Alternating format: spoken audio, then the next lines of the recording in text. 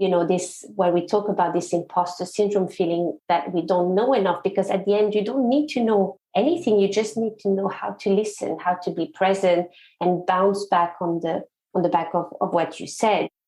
Hey, my feel-good friend. I am so excited that you're here with me today. And this conversation is so good. Oh, I love this woman so much. Her name is Tania. She has been a long time one-on-one coaching client of mine. And oh man, seeing the strides that she's made when it comes to showing up online and building her community on Instagram, the confidence that she shows through her content now, whether she's typing up posts or creating reels, going IG live. It's insane. And so today I brought her on the show, actually for the second time, to chat about just, I guess, thriving when it comes to Instagram, showing up online with confidence, tips and tricks for how to stay present, how to do IG lives, like technical things. And so it's just a really wonderful conversation. If you want to go back and listen to the first interview I conducted with Tania, it's episode 49, and we talk all about how it can be helpful to have a coach in your life. And then this one is focused more so on confidence when it comes to Instagram. So I hope you enjoy. I know you're going to love Tania as much as I do. And if you do enjoy this episode, please share it to your Instagram stories. We would both love to connect with you. I am at Feel Good Social. Tania is at Tania Cuturi Coaching. And make sure that you tag both of us when you share this episode, because we both want to see, we both want to reshare, and we both want to spread some love right back to you, my Feel Good listener. All right, are you ready for this wonderful conversation with a wonderful woman? Let's do this.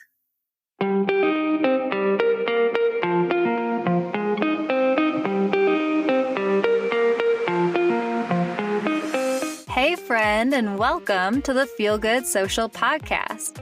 I'm your host, Kinsey, and I'm here to help you market your business in a genuine way that works without wasting your precious time.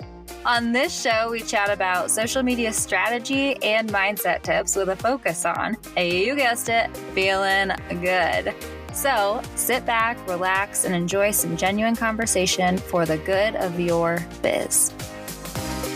Have you been wanting to create a new website? My friend, I have just the website template shop for you. I recently used one of the templates from the gals at Go Live HQ to create my new author website, and it could not be more awesome. Not only was the template super easy to use, I swear it was laid out perfectly already, so I customized it with my own photos and copy in like 2 hours. But also it ended up looking so freaking beautiful in a way that I know I would not have been able to achieve if I'd started from scratch. Go Live HQ has tons of beautiful Squarespace templates so you can easily create and launch your dream website in just a few hours and not have to keep tweaking things forever until it's 6 months later and your website still isn't live.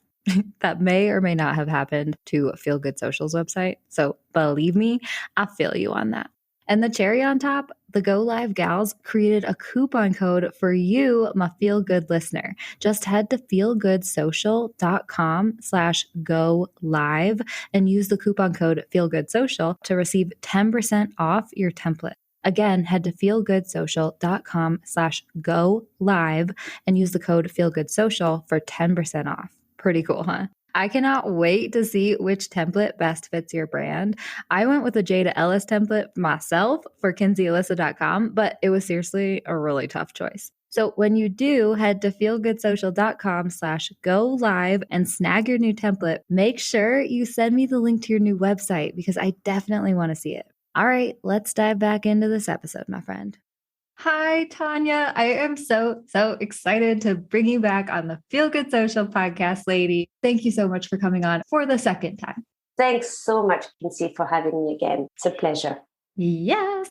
Well, I did already introduce you a little bit in the intro. And for those of you who are tuning in now, you probably already heard it in the intro, but Tania is actually one of my one-on-one coaching clients for a long time now. And she was on episode 49 of the Feel Good Social podcast, where we really talked about getting the help of a coach, you being a coach yourself, and also being one of my coaching clients and whatnot. So that's a wonderful episode to listen to. But for the people who haven't really listened to episode 49 yet, can you just tell everyone a little bit about who you are, what you do, who you serve, all the things? Thank you so much, Kinsey. Yeah, so I'm in London. I'm a coach out of London. I'm an executive coach. I worked in finance for almost 10 years before retraining as a coach. And my clients are mostly working mothers. And I help them, work through their confidence journey, for instance, when they go back to work, or just balancing their work life as well as possible. And I recently changed my kind of name to Working Mom Coach, but I was talking a lot about courage and confidence previously. So I was Courage and Confidence Coach, but I'm giving it a go, as most of my clients are facing a lot of, insecurities around how to manage their time efficiently, how to show up at work if they don't feel fulfilled in what they're doing, what they should be doing to tackle those issues, and how to kind of find themselves again. And a lot of them have lost their mojo. They just don't know where to start and what's the first thing that they should be doing. And accountability is a great way, as you know, being accountable, being part of a group, or having a coach to actually discuss and brainstorm. And that's what I help them do, hopefully as good as possible. Yeah. Oh, I love this so much. And I love that you brought up, your kind of shift from calling yourself more of a confidence, courage coach to being a coach for working moms. And we were chatting about this before, I don't think that it's like going to be a major shift for you necessarily, but it does make a difference for you in your mind, who you're working with, how you're showing up and working with them, and all of those things. And there's so many different ways we can niche down, right? Like it took me a while for sure with Feel Good Social to finally hone in on. I help down to earth entrepreneurs who are still doing all the things, wearing all the hats, figure out how they can show up on social media in an authentic way without wasting precious time. Like down to earth entrepreneurs is what I call my niche, but it took me a hot minute to get there. And it was so funny through my niching journey. I think I went through a lot of different, like trying to figure out what my niche is from a bunch of different angles and a bunch of different perspectives. And I don't think a lot of things shifted on the front end of my business. But for me, the way I think about my people, the way I show up for my people, like the cornerstones of Feel Good Social, it felt different to like describe my niches. Do you feel that way too? Yeah. That what you're saying is so true. Changing is a big deal. The way we introduce ourselves, it's tough. When you change career and you decide to do something completely different, for instance, from finance to coaching. For me to say that I was a coach took some time. Even though I had clients, it was difficult for me to just say I'm a coach. I felt a bit like an imposter. I'm a beginner. I can't really say that I'm a coach. And the same thing happens when you decide to niche down. But like you've taught me very well, it takes time. Your niche finds you in some way. So you start talking to your audience, and then you'll have people responding to you. And then from the interactions that you get and the clients that you get from it, then you will kind of understand what is your target audience. And there's some little tweaks to do. And it's something to think about. And as Brooke Johnson says, it's not changing niche is not a tattoo. You can decide, right, to just change it again, and that's the best way to then attract more followers, to create a bigger audience as well. Mm-hmm. I think that's an issue a lot of us feel when we're starting our businesses and whatnot. When we're just starting to show up on Instagram, when we're just starting, we really have this fire, this passion. We're committed. We want to make it work. And we feel like we just want to get it right the first time. And it's really, really hard to like release that and like allow us to evolve, allow our business to evolve, allow our audience to evolve, our messaging to evolve. But I do think that that's the best way to do it. And I think that there's this like fine line between just slapping spaghetti on the wall to be slapping spaghetti on the wall, and then maybe like slapping spaghetti on the wall with like purpose, you know, and intention, and then also reflection and all those things. Like that's the key element, is finding that middle ground there, I think. No, completely. And the thing is, we tend to forget that, you know, even social media, everything is very temporary. Our posts are viewed and forgotten. And we think that if we post something similar again, it might be repetitive, but it's not. And it takes a while to get used to it and to be okay with it. We consume so much content, right, that we become inauthentic in some way because we forget, you know, how to be completely fully present when we are on Instagram, etc. And I know that you preach authenticity in your content as much as possible. And I think, you know, even though social media and Instagram kind of has taught us to be inauthentic in the way we consume, we can also, you know, be mindful about how we consume our content and dedicate the time we are on social media to following people that will trigger, you know, positive emotions that we're learning from, that we're growing from, etc., and that we're not comparing ourselves in a negative way to, like we discussed that in the past, and being more authentic with what we truly need when we go on Instagram, and understanding ourselves better and being fully present and engaging with others as much as possible. And that takes time. It depends, I guess it depends what you're selling and what you're promoting. Coaches, there's as you know, an oversubscription. There's so many coaches out there. And Instagram is not the same as it used to be, you know, 10 years ago. So that's why niching down is even more difficult. But from the reels, you know, that I've enjoyed creating, there was one reel in particular that created a lot of engagement, which was how to get ready for a live, or how to get ready for a live video. And I think that's something that you wanted to talk about. And I think that the people that reacted to it were saying, oh, I'm a bit scared of going live. I just don't know what to do. And just showing up and saying exactly what the person wanted to hear at that moment made other people respond to the message. Oh my gosh, so many things. I knew I was going to totally geek out in this conversation, because every time we have a coaching call, every time we chat, it's like, oh, just puts me in such a great mood.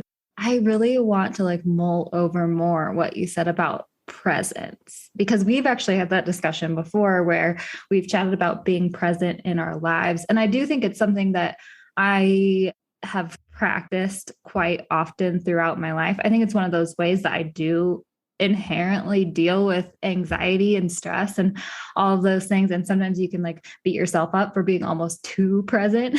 Like I have, at least, but like at the same time, you know, I think that being present with people, being present in what you're doing, being present with your thoughts and all those things, slowing down is like so important. That's one of those things that I practice in my life in general, but also I'm kind of realizing when you're talking about presence with social media, that is something that I do as well. And I think it's something that a lot of us need to consider. I was having a discussion with this amazing woman the other day, and she was talking about how she's a speed reader, and my mom is as well, and my cousin is as well. And it's always driven me crazy because I'm not.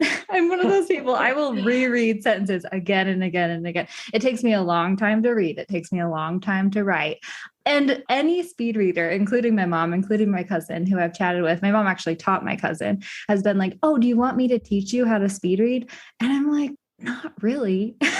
Because I'm taking my time for a reason. I'm consuming the content. I'm considering, I'm such a word nerd too. You know this about me, but I'm like considering this word and that word and this angle, and I'm letting things sink in and all this stuff.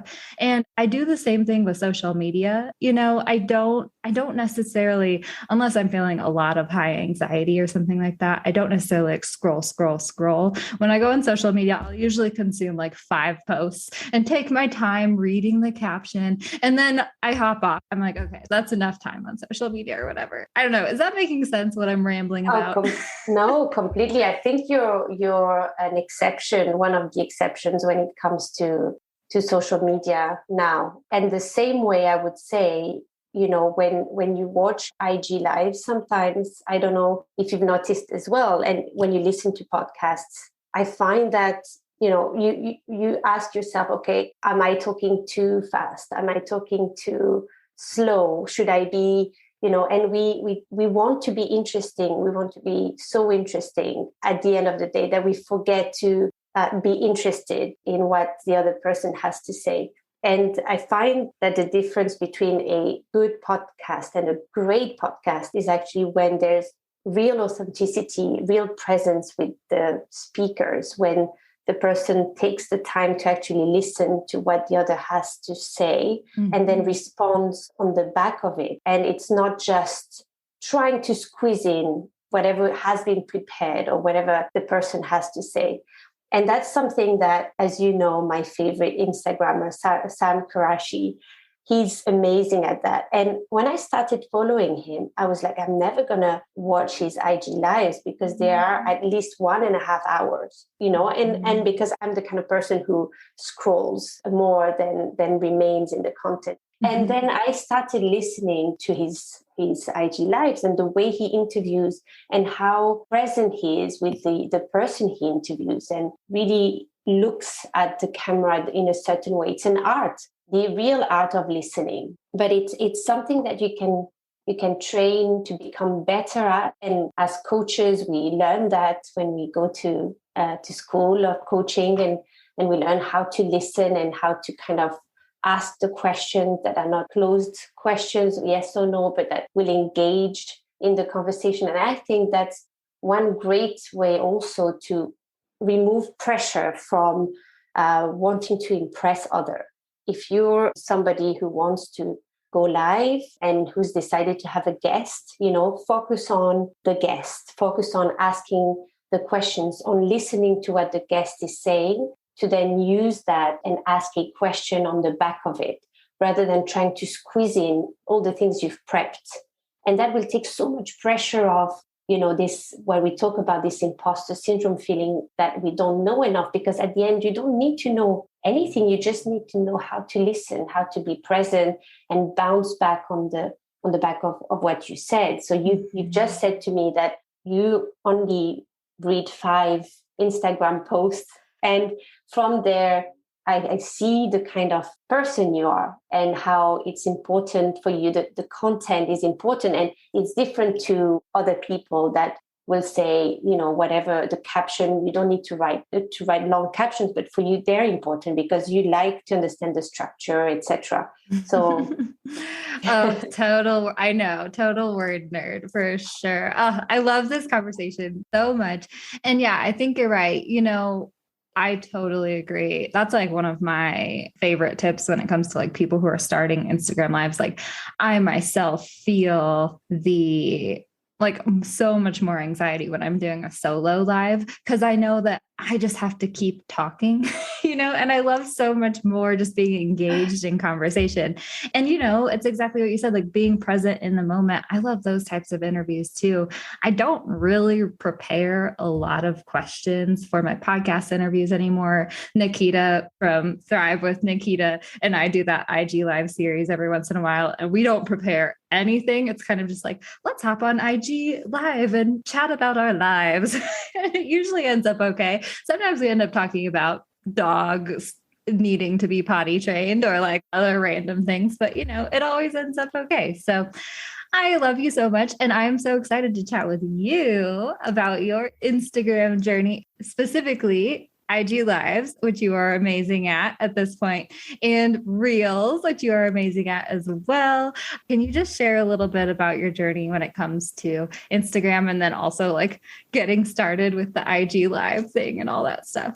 Yeah, of course, of course. And to bounce back on what you said, I think that applies to Reels and but especially IG lives. You know, when you do something for the first time, obviously the brain likes repetition. The brain has, you know, a set way of doing things that triggered some sort of pleasure in the past. So they will want to repeat that. They will not want to venture to something new unless they really have to. But it's okay to feel fear, you know, and sometimes we mix it and we confuse it with worry, you know, when we are worried about something that hasn't happened or materialized yet.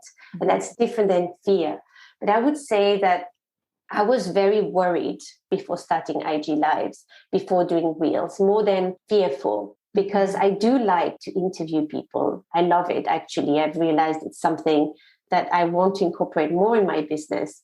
And coaching is quite similar in some way, because you try and get the best out of the other person by asking them questions and understanding, you know, what's holding them back in some way. But for Reels and IG Lives, I felt that worry was taking over, the worry of something that hadn't happened yet.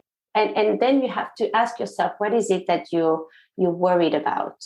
And is it that people might criticize you, that people might think that you're talking too slow, the way you look, etc. And then you have to take action on these worries, because as you know, for confidence to build, it's not only an internal process. Like you can go and see psychiatrists, therapists, coaches, 100 million of hours.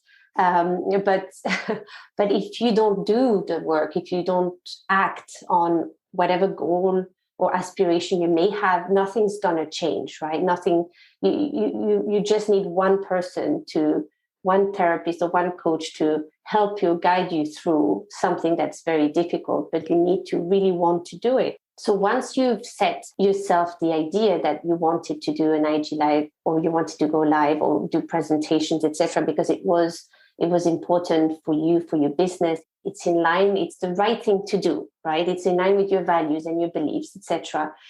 So then understand what's holding you back. And if it's worry, then work on those worries by actually acting. So what you do is you practice, you prepare, and experience really helps in that way.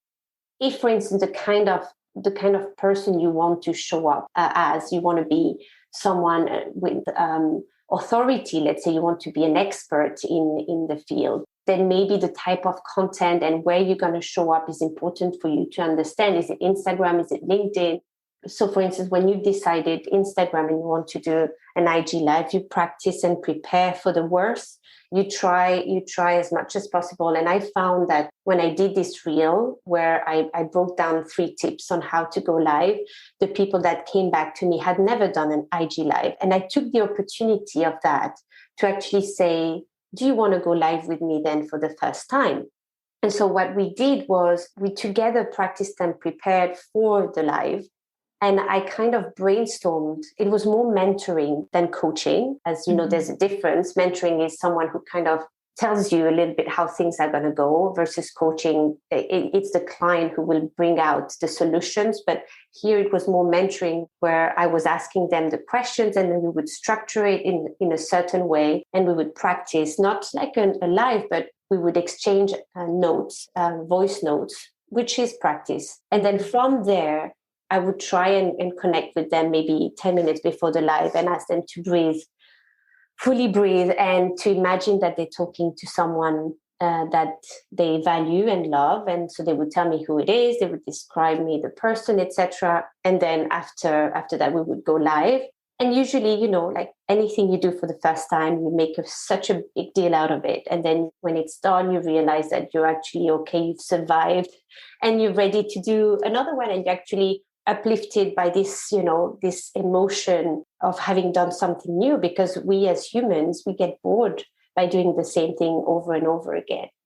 We need a little bit of worry in our lives, right? We need to be able to be more productive and to have this boost of energy. It's just that when it's too overwhelming, when this worry is too overwhelming, and we were talking a bit about that before, then and nothing makes sense. We're a bit in a burnout mode, and burnout might be something also that you experience, even, it doesn't have to be from a job or like a big burnout. It can be a small burnout that you might experience at some time. Like, for instance, I recently felt burnout from just coming back from holidays, just because, we were talking about this, because we've lost the momentum, and momentum is confidence.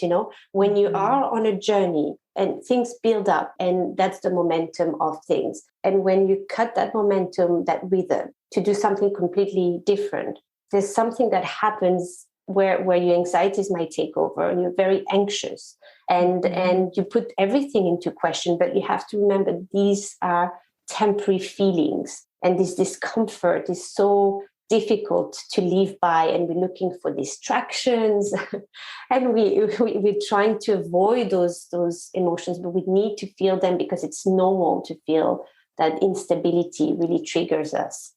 Oh my gosh. Yes. And we have both you've come back from a longer holiday than I did. And all mine was my mom visiting me, which, then the stress of family, and you had the stress of kids and all those things. And it was like, we both are in that same spot where it was like, I was totally resonating with exactly what you just said. Like, even yesterday, it's been over a week since my mom left, and even yesterday morning, I was feeling that anxiety, you know what I mean? And I was like, why am I feeling this? And what I ended up doing was just like sitting with it, giving myself permission to feel it, giving myself permission to get done what I could get done, and try to like feel through it and whatnot. And I also called my mom and was like, Mom, I'm feeling anxiety. That's usually my go-to thing, is like admitting to my mom however the heck I'm feeling, right? Do you know what your brand vibe is on Instagram? I have a new fun quiz that's just for you, my friend. I, of all people, know how hard it is to figure out how the heck you're supposed to translate your brand to the gram. And with this quick 7-question quiz, we will help you hone in on your brand's personality, voice, and visuals so that you can show up consistently and create content that looks beautiful and feels on brand for you. This quiz is so awesome. It's been a long time coming, and I know that you're going to have a lot of fun with it. Plus, the results will help you show up in the best way for you. If you'd like to check out our new brand vibe quiz, just head to feelgoodsocial.com/quiz. Pretty easy. Head to feelgoodsocial.com/quiz to find out what your brand's vibe is on social media and start showing up there for your brand. So what are your tips for kind of like working through that anxiety and worry that just like pops up naturally in that way? Yeah, I mean, it's difficult. First of all, I want to say I hear you, and it's really hard. I think you have to. I think the main tip is knowing that it's temporary, and how you can overcome it will take some time. But you have to remember that joy are in the moment. So if you keep thinking that on a daily basis, you continue showing up, even if you're not showing up completely 100%, but you're showing up, and there will be moments of joy, and you hold on to that moment. Then you'll have another moment of joy, and you hold on to that one. That's why journaling, I don't journal, to be frank with you. I want to do that more, but I recommend my clients to write down moments that they've had of joy, of gratitude, etc., even if it's just one. And then you kind of fill up your cup with those moments. And that's kind of how you create happiness again in your life, right? Because it's all these small moments of joy. And I would say that for me, the biggest struggle was to accept that as a mother, because all these expectations that we have, and expectation is something that we have to be aware of, right? As well as our anxieties. So when you have an anxiety, understanding where does it come from? It might come from certain expectations you had about, I don't know, it might be what you wanted to do in your business whilst your mom was around, or whatever happened at that moment with her being there, etc. Certain expectations you had, and because they're not fulfilled, or that you haven't completely, achieved those expectations, then that's where you put into question almost yourself, like your worth and your and we go quickly into, I'm not adequate, I'm going to be found out in some way. There's this book that I'm reading, the confidence course, and the first question, apparently he's been asking is the Walter Anderson is the writer, and he asked, very important people, even CEOs, etc. Aren't you worried sometimes you're going to be found out? And it's a feeling that we all feel, even the most successful CEOs, entrepreneurs, whatever. We all have this feeling of, oh my gosh, I might be found out. And sometimes this feeling is more important than other days. And when it's there, you gotta just keep going as much as possible and hold on to those moments of joy and hope for the color of your of your emotions to change, because those moments of joy will eventually change that. Yeah. Oh, geeking out over here, because that is completely what happened with my mom. Right. And that's a lesson I've had to learn again and again in my business. I always have these high expectations for myself. And my business coach, actually, I've been doing her content. She hired me to do her content. I'm like, yes, because I love her branding. But I created this post for her the other day because she had a podcast or something about the difference between goals and expectations, and how expectations are usually emotional, more emotional than like goals and numbers and data and all that stuff. But like with my mom, even when she came to visit, exactly, I was like working so hard to prep so I wouldn't have to work very hard while she was here. But then I was doing all my client stuff and I didn't do feel good social stuff.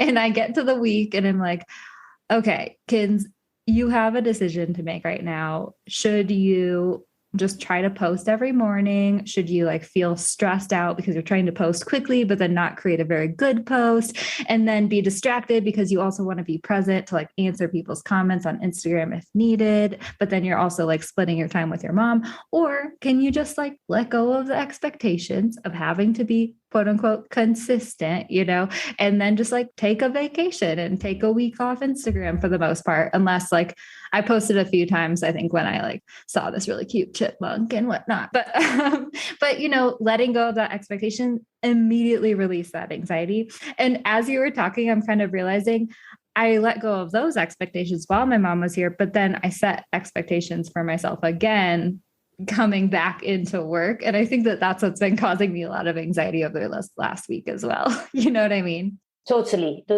And I find this overwhelming of not really knowing where to start. And I don't know if you've had that as well, which I find quite disturbing, is no matter how much you do, it's never enough. Mm-hmm. Let's say you've set your target, your expectation for the day, and you've achieved them. Let's say it was writing content for the next 2 weeks, etc. And then you get to the end of the day and you look at your expectation, you've done it, you've ticked the box, but you still feel inadequacy. You still feel, so there's something else. It's something else that has happened. And it like you said, it's emotional and it shall pass, but it's important to kind of understand where it comes from.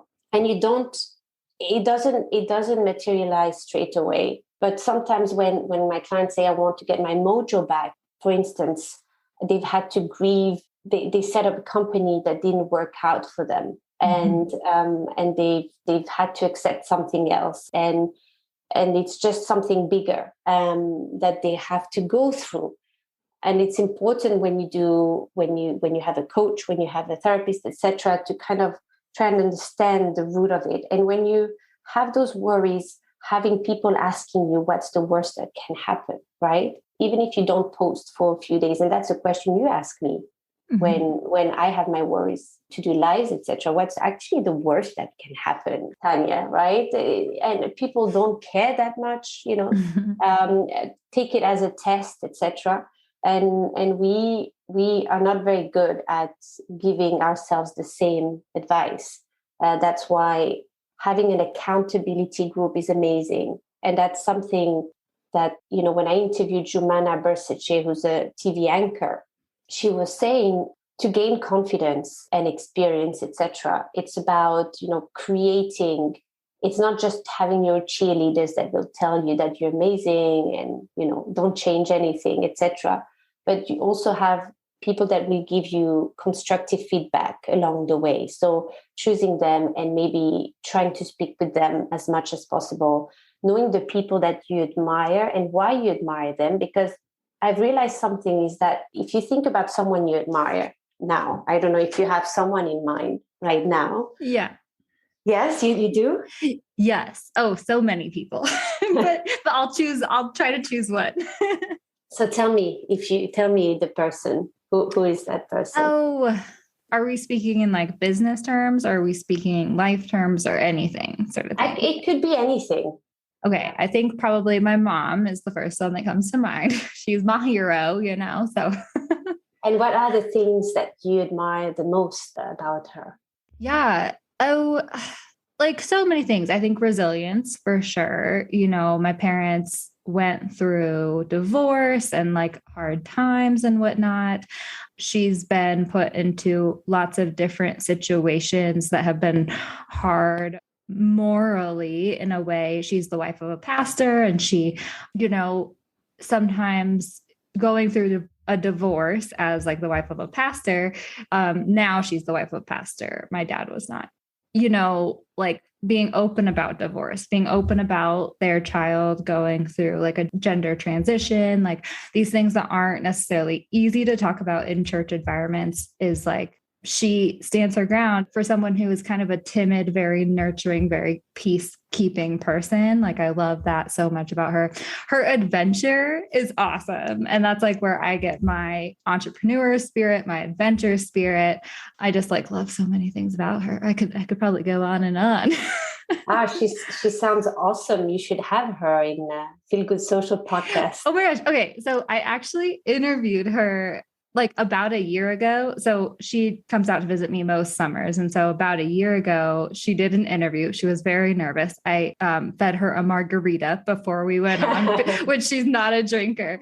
And I was actually literally just re-listening. I just haven't had a chance to share it quite yet. You know what I mean? I just like go from interview, this topic, that topic. You know how I content plan. Yeah. And so I was actually thinking about releasing it as like just a bonus episode in the next few weeks. So hopefully one will be out at this point. But yeah, she was super fun. That's such a great idea. Mm-hmm. But from what you said, so you talked about, resilience and going through difficult moments and somehow, keeping your head on and understanding, what was important, even though it was tricky because it was in a church environment, etc.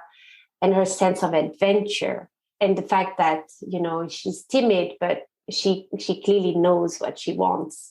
It sounds, very often the people that we admire, that we have a lot of them inside of us. And realizing that is also a way of saying, okay, so I can do those things because I admire this person clearly because I have those values inside of me as well. And there's more than I think inside of me.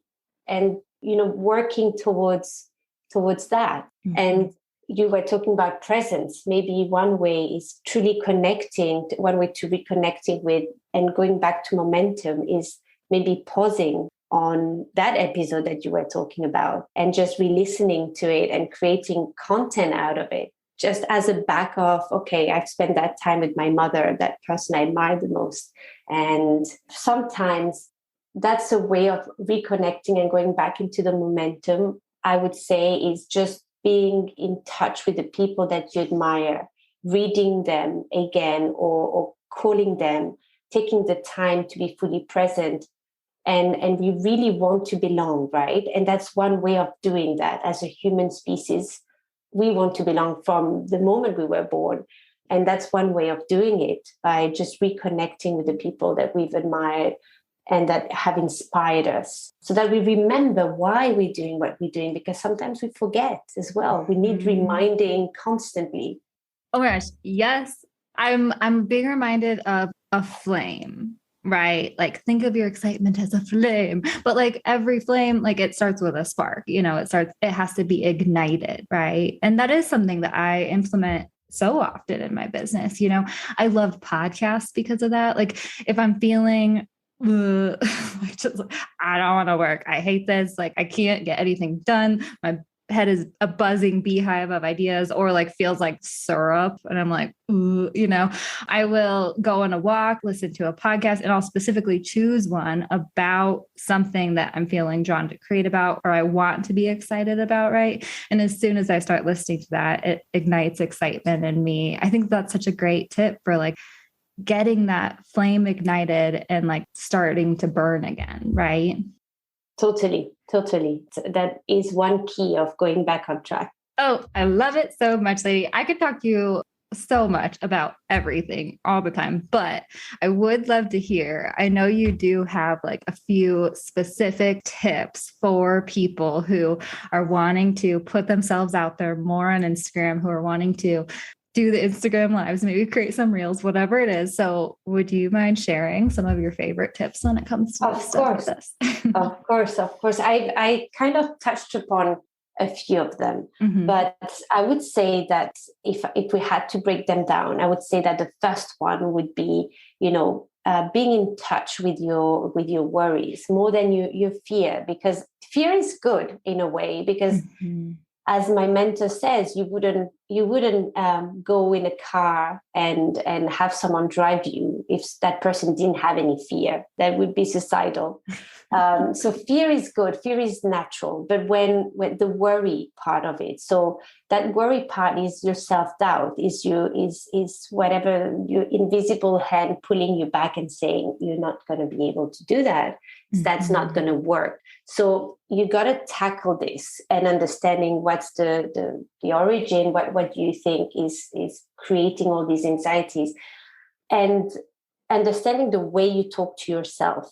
And it's very hard to do that if you don't journal. But if you talk to a friend about, or partner or coach or therapist about something that you want to do, let's say to do an IG live, realizing what words you're using. For instance, if you're overusing the word should, I should do an IG live and I should be good at it and I should be confident and I should know my material and I should look professional, I should look amazing, whatever.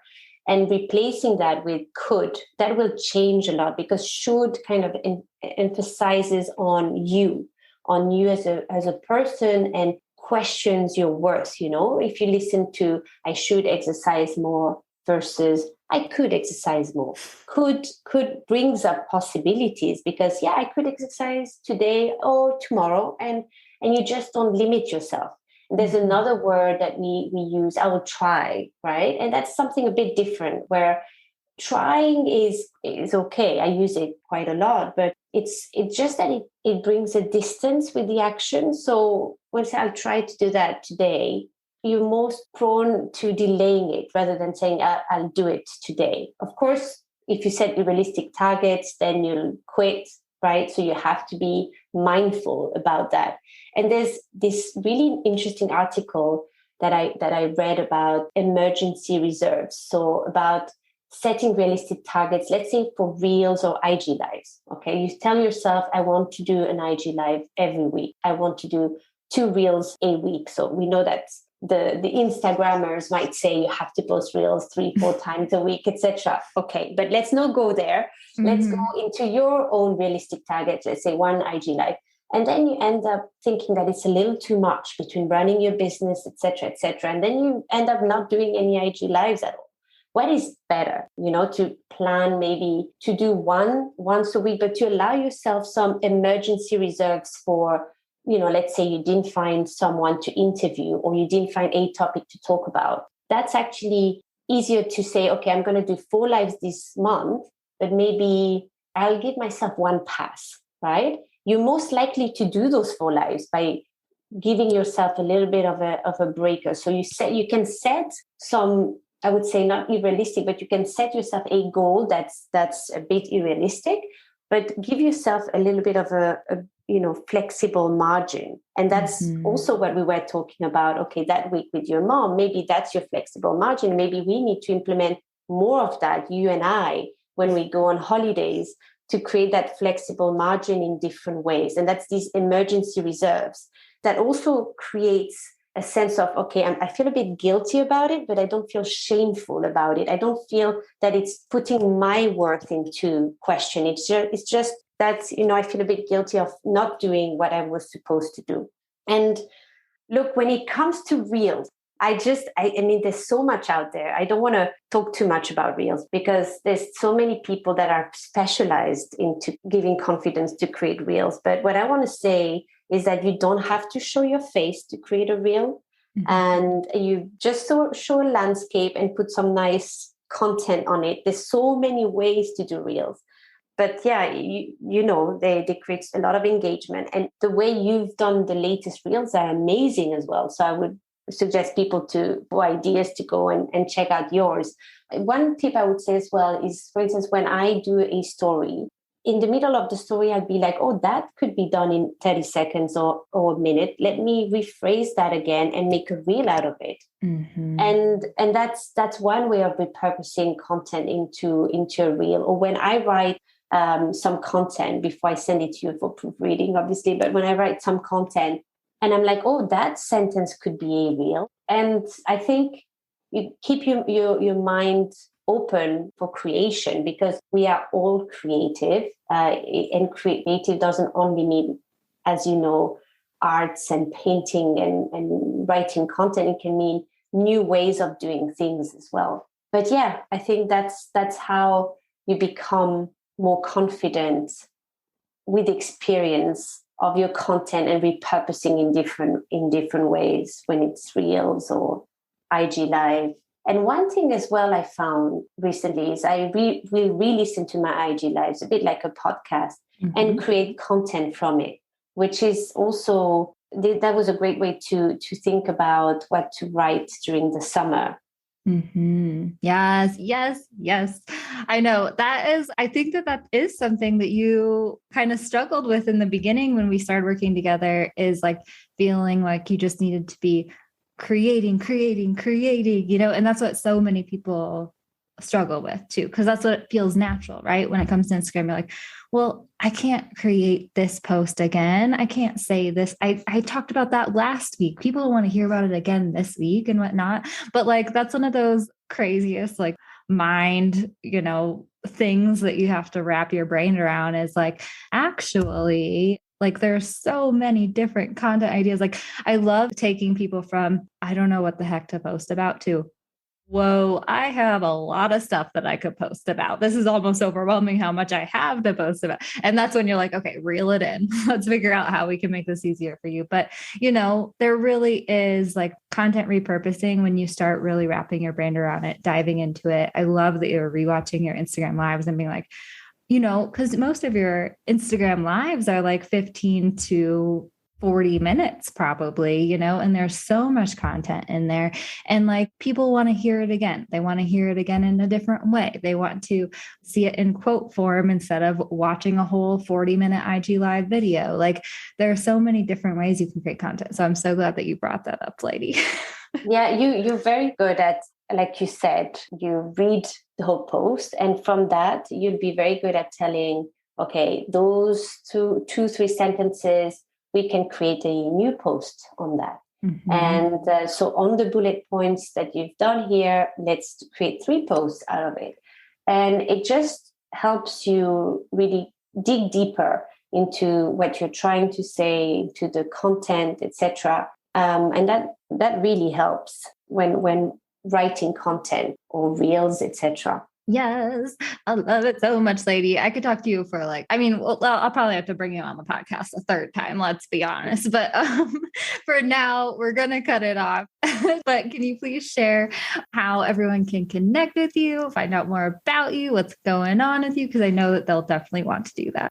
Thank you. Thank you so much. Yeah, I will come back anytime. So I'm on Instagram at Tania Cuturi Coaching. And at the moment, I'm working on a group coaching program. As I was telling you, there was this really interesting study that was done. It was a Harvard study where, you told students how, they could help themselves or others who were struggling with a topic, for instance. And by giving advice, to those students without knowing that it was actually for them, there's been significant improvement in their own results or small improvement in some ways, etc. So actually being there for others by helping the other person brainstorm their ideas is the best way to help yourself.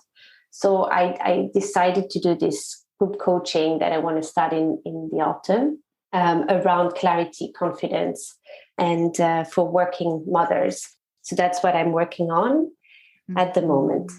Yes, I'm so excited for it. It's going to be so awesome. And limited spots available, guys. If you're interested, reach out to Tania. You may have a spot or you may have to wait for the next time, but it's going to be so, so amazing. And that's one of the reasons too. I totally agree. Like, that's why I'm like interested in creating a feel good social club is what I think I want to call my membership community that I hope to create in the near future. But, you know, I have absolutely loved running the social map and having the community aspect of it. Like I feel that being able to help, like whenever I'm creating content for my clients, whenever I'm brainstorming with my social map students, anything like that, I get that creative intake. I've seen it between my students. I love seeing even friends and followers that I have on Instagram connecting with each other in the comments and stuff like that. And there is something so powerful about community and so powerful for yourself and the other people too,